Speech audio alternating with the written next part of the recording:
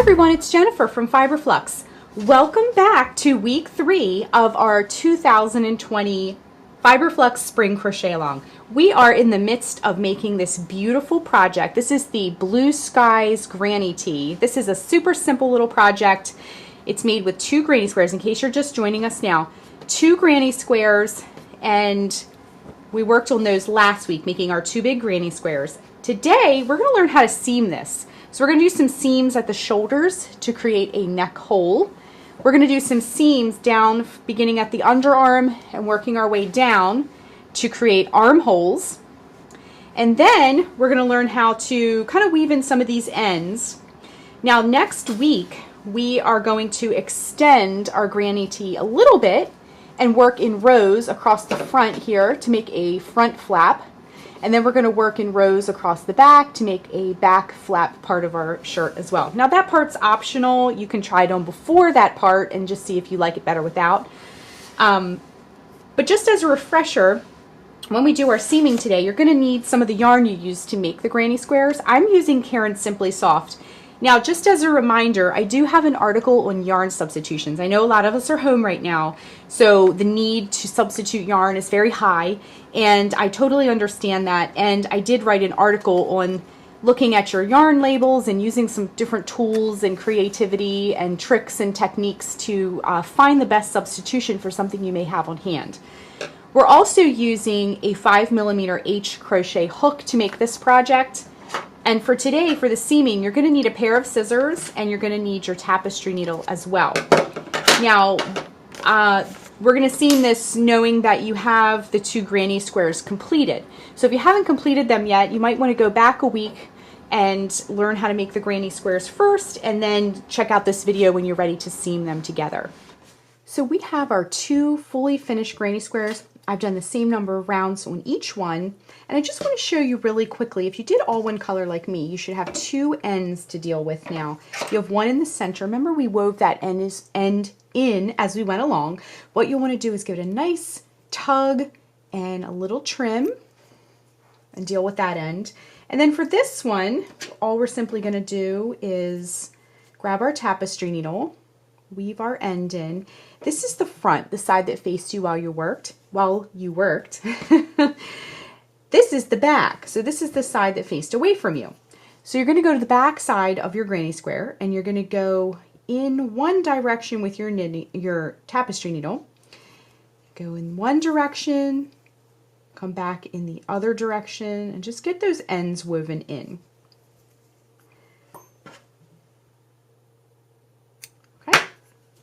So then what we're going to do is get our squares positioned. Now I just want to show you, when I made my 2 squares, I didn't have quite enough to make a new round, but I do have enough to seam.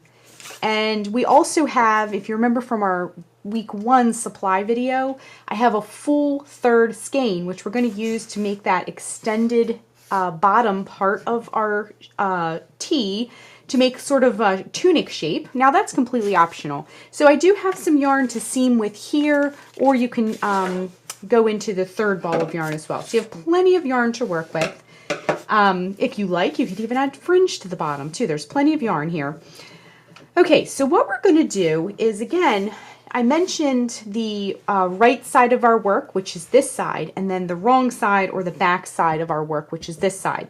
So what we want to do is locate the 2 front sides. So this is the back, this is the front of this square, this is the front, this is the back. So we want to make the right sides facing in on themselves, okay? So all you're going to see are the back sides of your squares, okay? So what you want to do is line them up nicely, and we're going to seam a few key areas. Now imagine yourself wearing this shirt, okay? So imagine where your arms would go. So if we look at the top of our squares, we're going to have the neck opening. So we're going to need to seam here to the edge, and we're going to seam here to the edge. And then we're going to imagine ourselves putting our arms through it. So this part here will be open down the top right corner side of the square, and then as well as the other side for our arms to go through. which means we're going to seam here where the underarm is all the way down to the hip, and on the other side from the underarm all the way down to the hip. Now, if you need a refresher or like a little reminder of where to seam, I have a really nice diagram on the FiberFlux blog. The link is below, and you can see a little diagram of this square, and you can see exactly where you need to seam everything, okay? What I would also recommend, if you're having trouble knowing when to start and stop, try it on with some clothespins. So I grabbed some clothespins. This is what I do when I'm making things and I'm not sure the exact size of things. What I do is I line everything up. We can put a clothespin on the corner here. Line everything up, put a clothespin on the corner.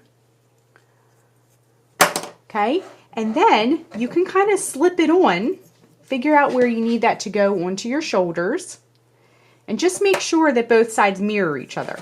So if you seam in a few inches, let's say you did 4 inches, you want to make sure you mirror the 4 inches over here.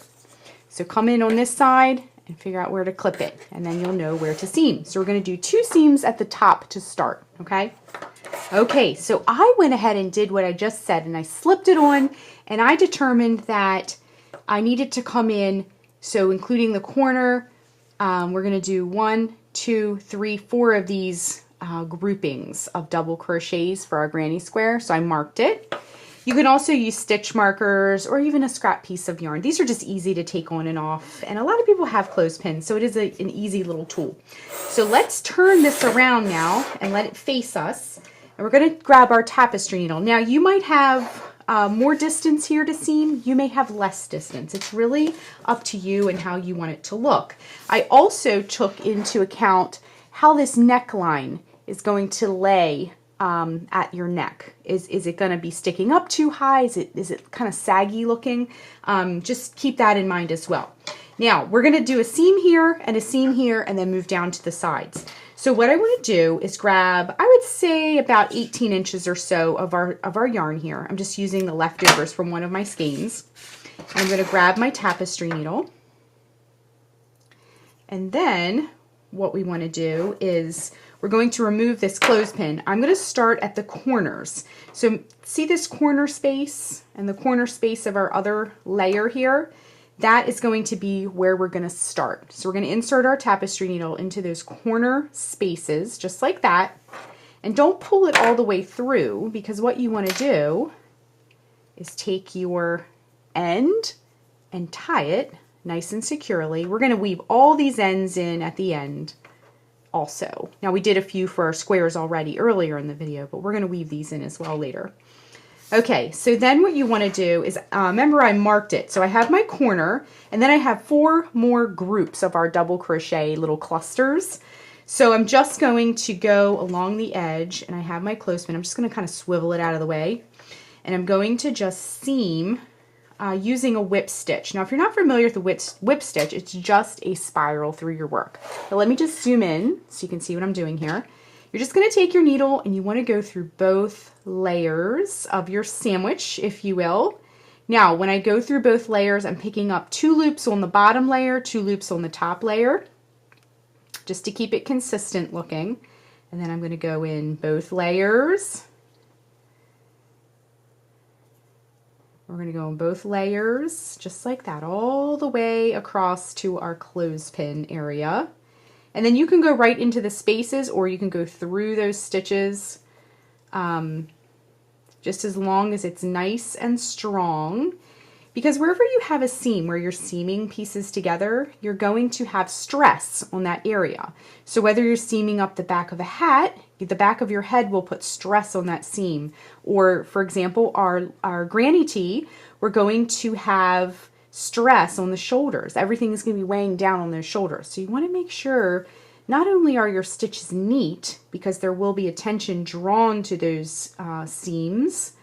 Now we're going to make them as invisible as possible. Using the same yarn makes that a lot easier to camouflage, and lining everything up certainly makes things look a lot neater. But you want your stitches to be nice, have a nice tension, be nice and neat, have everything perfectly lined up. And it's really good to spend some good time seaming and doing some nice, neat finish work. You did this beautiful crochet square, so you want to make sure that your finish work is beautiful and neat and worth all the time that you spent making your piece. So sometimes finish work, we just want to get through it as soon as possible, but it really is in your best interest to spend some time and make it really nice and neat. Now I like to sort of straighten out my seam as I go, and I'm in that last little cluster here, so you can just double check 1, 2, 3, 4. Now that was my personal measurement, so you may want to come in a little bit more. You may want to stop sooner. So it's really where you measured, because we all need things to hit at different spots. We all need things to be different sized. So I'm just going to take it to that space in between those two clusters of where I measured. And then don't pull it all the way through. Leave yourself a little loop. Take your needle through the loop and then fasten with a nice secure knot. And I'm just going to go through and do this one more time just to make sure it's nice and neat. Now before you take your tapestry needle off, now we're still on the back side of our piece. Take it in through those back loops of your project. Don't go through both layers, obviously, because you'll sew it together and you'll have a strange area where you can't get your arm through. But we just want to go in one direction. I have my finger under here to prevent me from going into that second layer. We're just weaving that last little end in before we take the needle off. Okay? And then we want to give it a little snip. And then pull your needle out. And then while you have it right here, go ahead and weave that last end in over here. Again, if you need to kind of put your finger in there to keep yourself from going through both layers. I've sewn things shut by accident several times before, and it's always a surprise when that happens because you weren't expecting it. And then you go to open it up and it's closed down. So just maybe have a little finger there to guide where you're sewing, okay? And then just snip, and we have our first seam. Now what you can do is, before we do the other side, just check it. Make sure things are lined up. Looks looking really, really nice, okay? So we're going to move on to this side next. We're going to do the same thing on that side. Okay, we have our seams done, but I just wanted to show you a quick little tip. Sometimes if we turn our piece right side out, like this, sometimes when you seam two pieces together and they come up beside each other like this, you can sometimes get a little dip.